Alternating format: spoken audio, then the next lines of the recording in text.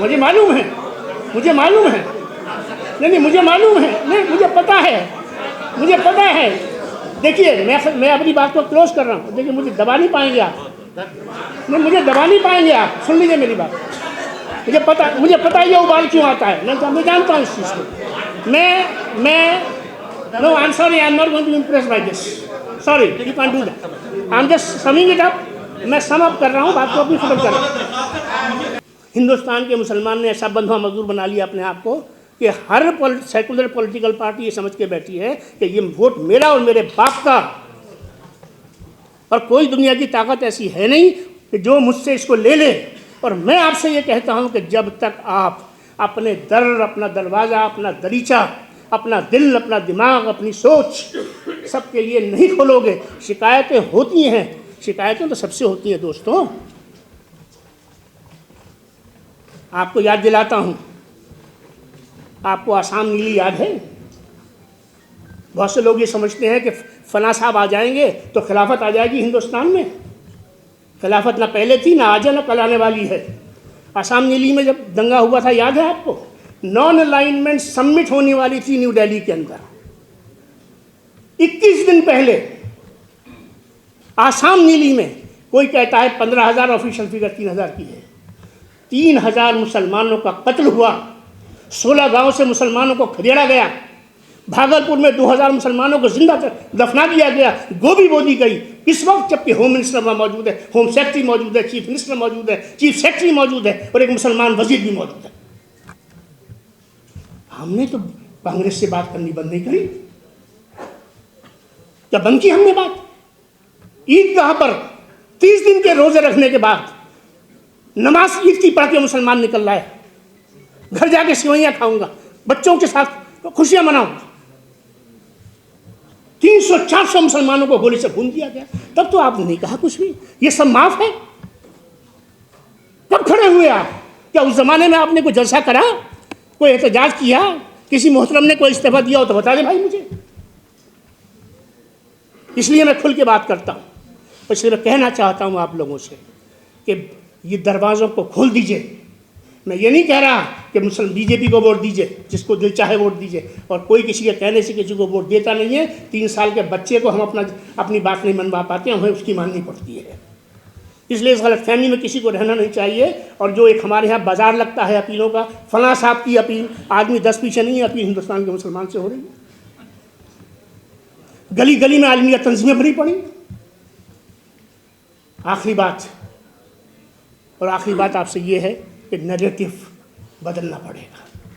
हिंदुस्तान के मुसलमान को नैरेटिव बदलना पड़ेगा। वी आर ए डेमोक्रेसी, मैं समअप कर रहा हूँ। We have a large number of political parties. All political parties have their respective ideologies and programmes. Likewise, the BJP also is a political party. They also have an ideology. अब रही बात ये हिंदू राष्ट्र, ये मुसलमान राष्ट्र है क्या? बताइए ना, ये मुस्लिम राष्ट्र है क्या? अरे भाई, जिसकी मेजॉरिटी होती है मुस्लिम कंट्री क्यों कहलाता है पाकिस्तान? हिंदू तो भाभी 70 लाख है। जिसकी जहां मेजॉरिटी होती है उसको उस कम्युनिटी के साथ में जोड़ दिया जाता है। और मैं हिंदुस्तान के मुसलमान से आपके ज़रिए से कहना चाहता हूँ कि द डिबेट फॉर हिंदू राष्ट्र, ये मेजॉरिटी के बीच की डिबेट है दोस्तों। इस डिबेट में हिंदुस्तान का मुसलमान न पड़े। Let them settle the issue with in themselves. ये बात अपने तौर पर खुद तय हो जाए। जब ये इसका खाका सामने आ जाएगा, जब सारी चीज़ें इसके सामने आ जाएंगी, तो तब हम बात करेंगे। आज कॉन्स्टिट्यूशन ऑफ इंडिया से चल रहा है। तो आपको याद होगा कि मोदी जी प्रधानमंत्री बने तो पार्लियामेंट के अंदर दाखिल हुए, तो जो आखिरी सीढ़ी थी जिसके बाद सहन शुरू होता था, उस पर माथा रखा था कि नहीं रखा था? मुझे मालूम है, मुझे मालूम है, नहीं मुझे मालूम है, नहीं मुझे पता है, मुझे पता है। देखिए मैं अपनी बात को क्लोज कर रहा हूँ। देखिए मुझे दबा नहीं पाएंगे आप, नहीं मुझे दबा नहीं पाएंगे आप। सुन लीजिए मेरी बात। मुझे पता है ये उबाल क्यों आता है। मैं जानता हूँ इस चीज़ को। No I am sorry, I am not going to impress by this. Sorry, you can do that, I am just summing it up, मैं सम अप कर रहा हूँ, बात को अपनी खत्म कर रहा हूँ। अगर इस सिलसिले को बंद कर दूँ तो मैं ख़त्म कर दूँ। मैं ये गुजारिश करना चाहती हूँ, मैं सिर्फ ये गुजारिश करना चाहता हूँ कि हिंदुस्तान का मुसलमान, खामोशी से सुन लीजिए, हिंदुस्तान का मुसलमान और हमारे जो एल्डर्स हैं, जो अपने आप को इंटेलेक्चुअल समझते हैं, जो अपने आप को ज़िम्मेदार समझते हैं, जो अपने आप को हमदर्दान मिल्लत समझते हैं, जो अपने आप को अहले फ़िक्र इल्म-ओ-दानी समझते हैं, उनसे ये सवाल कर रहा हूँ और इस सवाल को छोड़ के अपनी जगह लूँगा कि इन 75 सालों में हमारे जो मसले खड़े हुए, उनमें से कौन सा मसला इस थ्योरी से, इस पॉलिटिकल स्ट्रैटेजी से जिस पर हम और आप चल रहे हैं, हम आज तक रिजॉल्व कर पाए, ये एक सवाल है। और दूसरा सवाल और आखिरी सवाल मेरा ये है कि जब तक अगर यही चलता रहेगा सिलसिला, पानी बहुत बह चुका, अगर यही सिलसिला चलता रहेगा और इसी सिलसिले को चलाना है तो बिस्मिल्लाह, कोई मसला नहीं है, कोई मसला नहीं है, चलाते रहिए, कोई दिक्कत नहीं है। लेकिन दुनिया में रहने के लिए, दुनिया के साथ चलने के लिए दीवार पे क्या लिखा है, दीवार पे क्या लिखा है, ज़मीन क्या कह रही है, इसको पढ़ लेना चाहिए। और जो कौमें इसको नहीं पढ़ती, उबाल खा जाती हैं, कॉन्स्पिरेसी थ्योरी में चली जाती हैं, उनका हशर क्या होता है, वो आज हम सारी दुनिया में, तमाम दुनिया के मुसलमान को देख रहे हैं माज़रत के साथ। हिंदू इस मुल्क का 50 साल के तजर्बे, मुशाहिदे और तज़िये पे कह रहा हूँ, इस मुल्क का हिंदू 50 साल में तकरीबन 40 साल हिंदू की बात सुनना नहीं चाहता था। और भाजपा के लोग, जनसंघ के लोगों को हिंदू ही नकारता था, याद है कि नहीं? एक ज़माने में मुस्लिम लीग के 2 मेंबर थे और इसी ज़माने में 2 सिर्फ भाजपा के मेंबर थे और अटल जी भी इलेक्शन हार गए थे। इस मुल्क के मिजाज को हमने समझा नहीं दोस्तों। मुसलमान मुसलमान करते करते हमने हिंदू हिंदू करना सिखाया पहले, और आज अब उस हिंदू हिंदू को आप भोग रहे हैं। कड़वी बात है मगर सच्चाई यही है। हिंदुस्तान में मुसलमान का फ्यूचर, मैं बड़ी जिम्मेदारी से कहना चाहता हूँ और बड़े भरोसे से कहना चाहता हूँ। पहले तो एक जुमला सुन लीजिए और उसके बाद इसका जवाब दूंगा। All problems, all conflicts, all differences are the product of lack of communication. जब बात बंद हो जाती है, डायलॉग बंद हो जाता है, संवाद बंद हो जाता है, तो फिर आप कुछ स्टीरियोटाइप की तरफ चले जाते हैं, कुछ नोशस की तरफ चले जाते हैं, कुछ फियर साइकोसिस की तरफ चले जाते हैं, कुछ फोबिया की तरफ चले जाते हैं और उसकी दुनिया में रहना चाहते हैं और उसी के बारे में बात भी करना चाहते हैं और वैसी बात सुनना भी चाहते हैं। हिंदुस्तान का फ्यूचर किसी के मन में तनिक भर भी ये शंका, ये शुभा नहीं होना चाहिए। The future of India is the brightest of the brightest future.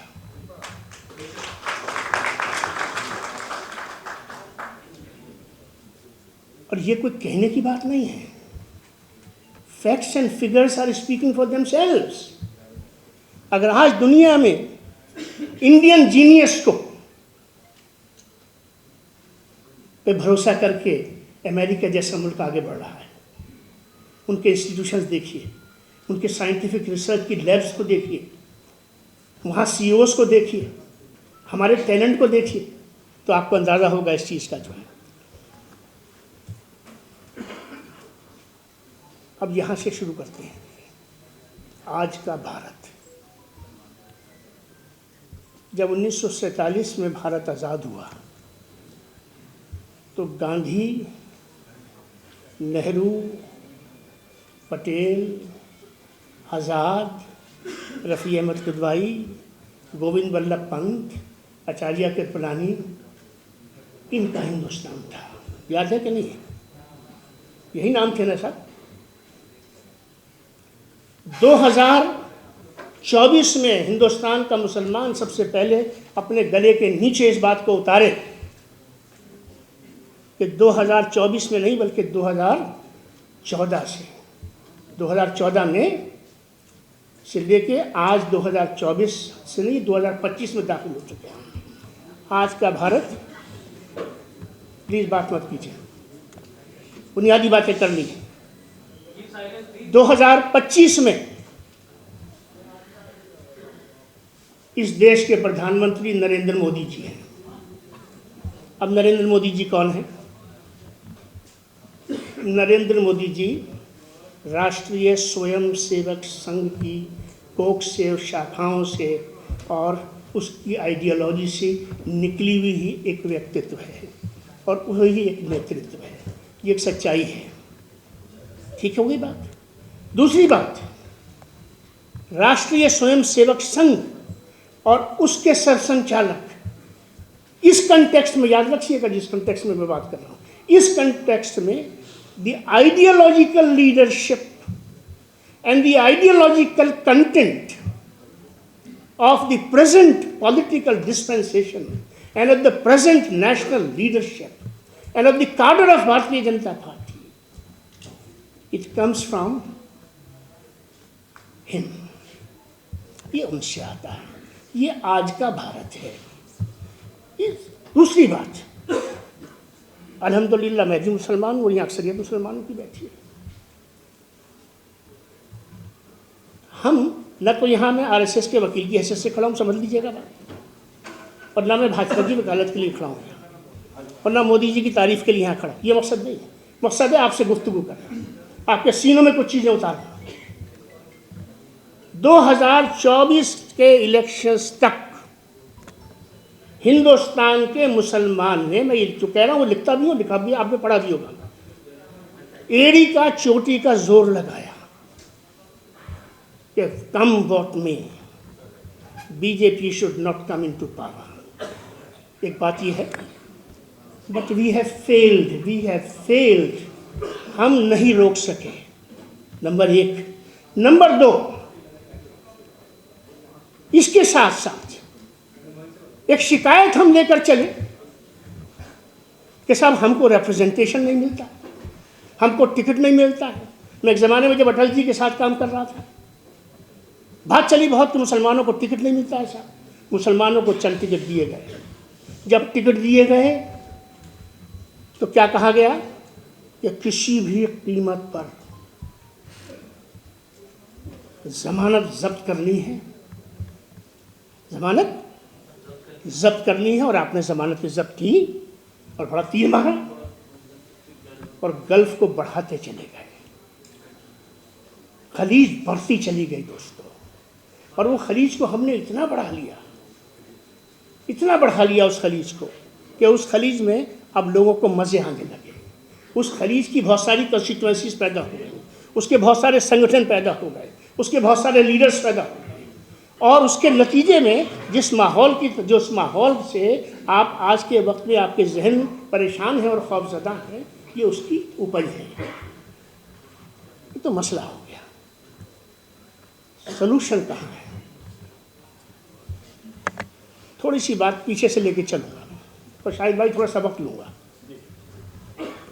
1857 तक कोई झगड़ा नहीं है, कोई दंगा नहीं है, कोई आइडियोलॉजी ऑफ हिंदुत्व नहीं है, कोई आरएसएस नहीं है, कोई हिंदू महासभा नहीं है। बहादुर शाह जफर है जिसकी हुकूमत हवेली तक की हुकूमत रह गई।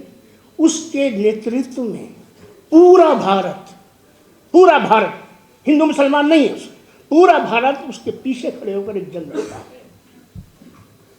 ठीक है। 1857 से 1947 तक फिर हिंदू महासभा भी बनती है, फिर राष्ट्रीय स्वयंसेवक संघ भी बनती है, ऑल इंडिया मुस्लिम लीग भी बनती है, पार्टीशन की बात भी चलती है और दुनिया भर के सारे मामला चलते हैं। और 1947 आ जाता है। 1947 में पार्टीशन हो जाता है। बस यहाँ से आपको बात अपने दिमागों में लेनी है जो मैं कहने जा रहा हूँ। दो तरह के मुसलमान थे दोस्तों। एक मुसलमान था जो नारे तकबीर अल्लाहु अकबर, पाकिस्तान का मतलब क्या, ला इलाहा इल्लल्लाह करता था। ये मुसलमान था। इसका लीडर जिन्ना था, लियाकत अली खां थे, और उसने अपनी मंजिल हासिल कर ली। ठीक है। लेकिन मेरे और आपके गले में पट्टा टंगा हुआ है और बहुत से मेरे नौजवान बच्चों को, शिकायत की बात नहीं है, इशू को रिजॉल्व करने की बात है, मेरे बहुत सारे हिंदू बच्चों को के दिमागों में ये बात बैठ गई है, और मैं नहीं कहता बिठाई गई है, बैठ गई है, क्योंकि जब आप कम्युनिकेशन नहीं करेंगे तो चीज़ें बैठेंगी। ये बैठ गई है कि हिंदुस्तान के मुसलमान ने धर्म के नाम पर अपना एक अलग देश और एक राष्ट्र बना लिया। अब मेरी छाती पे काहे को ये मूंग दल रहा है? अब काय के लिए इसको अधिकार चाहिए? अब क्या मसला है इसका? ये बात अब ये हम जैसे लोगों के लिए, आप जैसे लोगों के लिए ये थॉट ऑफ द डे है। हमें सोचना पड़ेगा कि हमारे बच्चों में ये बात कैसे चली गई, ये बात इतनी अंदर तक कैसे चली गई बात, जबकि सच्चाई क्या है? मैंने कहा दो तरह के मुसलमान थे। एक मुसलमान वो था जो सीधा पाकिस्तान चाहता था, और एक मुसलमान वो था जो राष्ट्रवादी मुसलमान था। ये राष्ट्रवादी मुसलमान, और इसका कंट्रीब्यूशन बताऊंगा तब रास्ता खुलेगा। इस राष्ट्रवादी मुसलमान की वजह से जिन्ना क्या कहते थे कि I am the sole voice of the Muslim community of Indian subcontinent, that was the claim of Jinnah. And who disputed this claim? And who gave the floor to Pandit ji and to Mahatma Gandhi and to our nationalist leaders at that point of time? That no, this is a wrong notion. A good amount of Muslims are with us as well. अंग्रेज को ये बावर करा सके इन राष्ट्रवादी मुसलमानों की वजह से, जिन्होंने किसी वक्त में खिलाफत मूवमेंट को कांग्रेस में लेके जोड़ा था, उन्होंने इस बात का यकीन दिला दिया कि नहीं, a good chunk of Muslims are with Indian National Congress. और जिसका सबूत था कि जो लास्ट जनरल इलेक्शन हुआ, उस लास्ट जनरल इलेक्शन में आप लोगों को पता होगा, नहीं पता हो तो आज सुन लीजिए उस चीज़ को, कि the voting right at that point of time was confined to only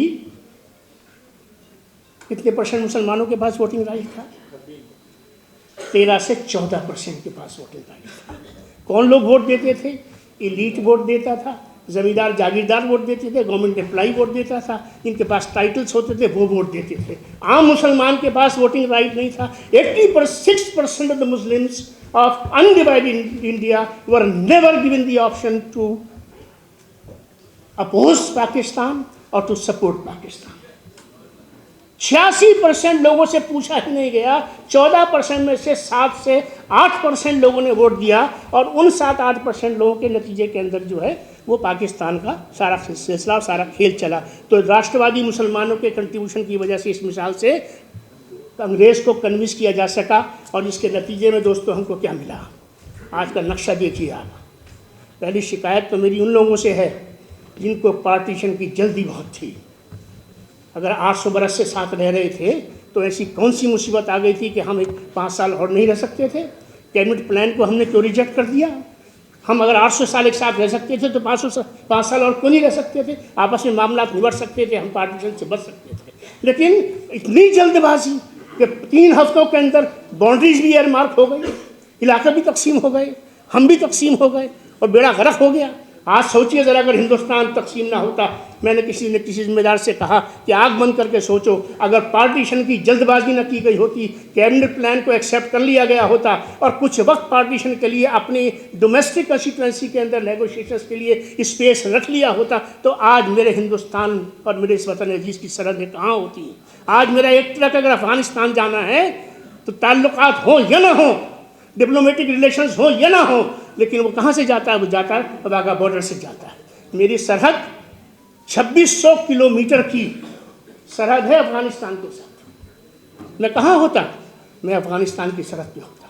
900 kilometre की सरहद है ईरान की, पाकिस्तान के साथ वो सरहद मेरी होती। मैंने उस जल्दबाजी में ये खोया। बहुत सारी बातें हैं। अब आप देखिए, पार्टी राष्ट्रवादी मुसलमान की वजह से हमें क्या, फिर भी इसके बावजूद भी क्या हुआ? पंजाब बटा किसकी वजह से? मेजॉरिटी मुसलमानों की थी ना, मेजॉरिटी स्टेट था। बंगाल बटा किसकी वजह से? मुस्लिम मेजॉरिटी स्टेट था। आसाम रुका, नॉर्थ ईस्ट रुका, गुरदासपुर मुस्लिम मेजॉरिटी जो ज़िला था वो रुका और उसके नतीजे में कश्मीर रुका। आज के हिंदुस्तान के मुसलमान को भी ये बात पता होनी चाहिए और आज के हिंदुस्तान में हर हिंदुस्तानी बच्चे को ये बात पता होनी चाहिए कि it is the contribution of the nationalist Muslims of India